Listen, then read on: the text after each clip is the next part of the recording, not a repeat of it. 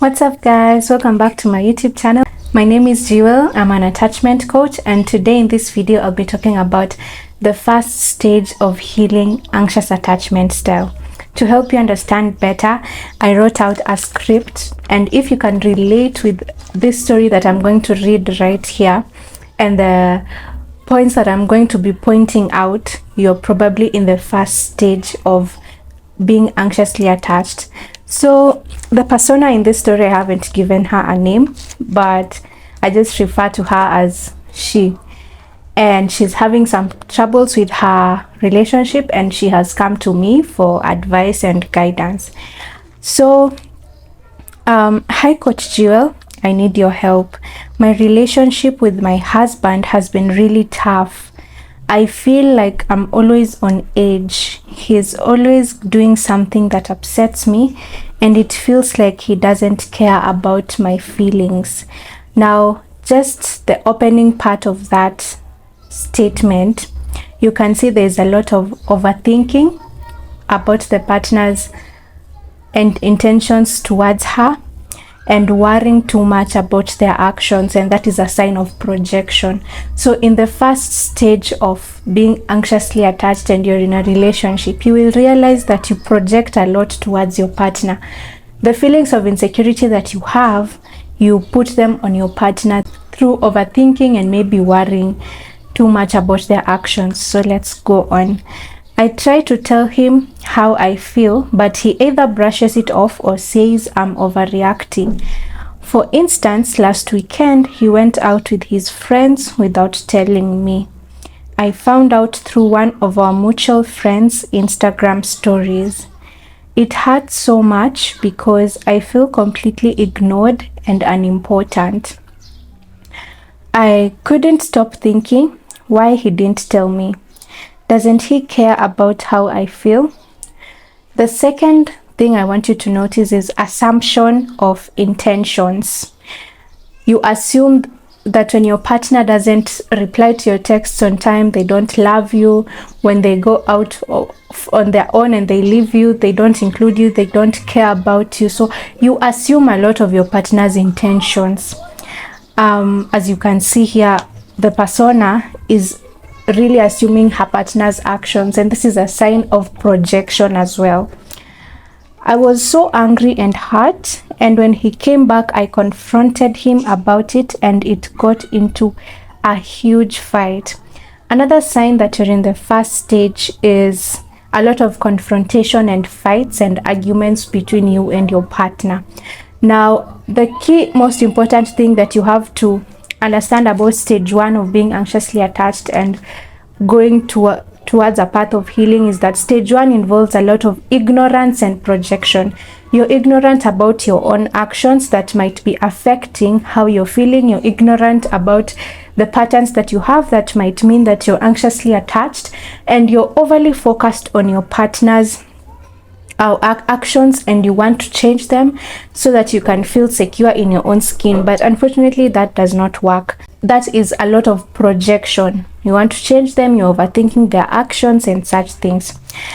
Now, I told him he was selfish and he didn't care about me or our relationship. That point is her projecting her own insecurities towards her partner. He said he didn't think it was a big deal and that he needed some time with his friends. But to me, it felt like a huge betrayal. These conflicts often happen between us, and it seems like every time I try to express how I feel, it just turns into an argument. I don't understand why he can't see how his actions affect me. I feel like if he just made more of an effort to reassure me and communicate better, I wouldn't feel this way. Here we see dependency on your partner and the need for constant validation from them in order for you to feel okay. I can't help but overthink everything he does. If he doesn't reply to my texts right away, I start worrying that he's losing interest or that I've done something wrong. I know it's drives him crazy, but I can't help it. It's like I'm always waiting for another shoe to drop. I really want to change him. If he would just be more attentive and considerate, I wouldn't feel this way. Again, projection. I feel like it's his responsibility to make me feel secure in our relationship. Dependency. I have always been like this in all relationships I've been in. I've always needed a lot of attention and validation, but isn't it normal to want that from your partner? Shouldn't he be willing to give you what you need? Shouldn't he be willing to give me what I need if he loves me? Okay, so you can leave down in the comment section what you think we should name our persona. But from this story, I want us to pick out points, because her story reflects that she is in the first stage of anxious attachment style healing. So let's pick out points that you can relate with, that show that you're also in the same phase. Number one is projection. I mentioned that a lot as I was reading through. This is where you blame your partner for your feelings of insecurity, and you believe that his actions are the sole cause of your distress. You're like, if only you would change, if only you would be this, if only you would be that. Or maybe you're feeling insecure about something, so you start saying you don't care about our relationship and such things. That is projection. Number two, we have assumption of intentions. You just assume your partner's actions as though he doesn't care, instead of actually understanding their point of view or where they are coming from. Number three, confrontation and blaming. You notice that our persona mentioned that she is always confronting the partner, and she mentions that they've had several big fights. So you don't know how to calm yourself down before you talk about things in the relationship. Instead, you confront a lot.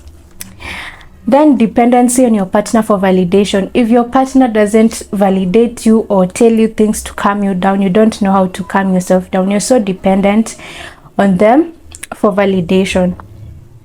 Then the last one, you overthink everything. All their actions, you're constantly overthinking. So we are through with this script, and like the parts that I wanted you to feel like if you can relate with this, I want you to know that as an anxiously attached person, your strength in a relationship is that you can easily connect with an individual, and you can easily be vulnerable and be emotionally present for that person.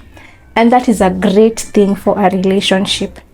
The bad thing about being anxiously attached is, yes, you are this open and all that, but you don't know how to set your own boundaries. You don't know how to validate yourself. You don't know how to be self-dependent and fully depend on yourself. So you find yourself in relationships where, yes, you will give your all, and you're hoping and expecting unconsciously actually that this partner is going to set my boundaries for me. Basically, you have this savior mentality from your partner, that your partner will save you from all worries of this world, and you don't have to do anything, but you just have to be present and show up like just very vulnerable the way you do.